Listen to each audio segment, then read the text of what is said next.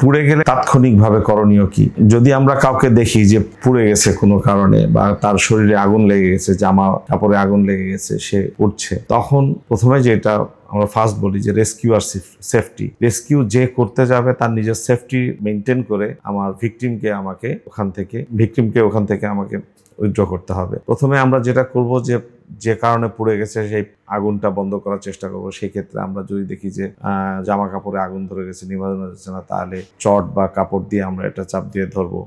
তারপরে আমরা যে সমস্ত জায়গায় পুড়ে যায় সেই সমস্ত জায়গাতে আমরা নর্মাল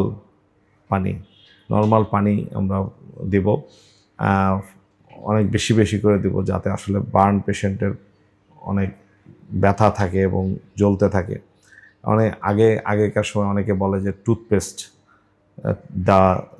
দিত। টুথপেস্টও দেওয়া যেতে পারে, কিন্তু নর্মাল ট্যাপ ওয়াটার সেটা দেওয়াটাই এবং দ্রুত আপনার নিকটবর্তী হসপিটালে নেওয়া উচিত তার প্রকৃত চিকিৎসার জন্য।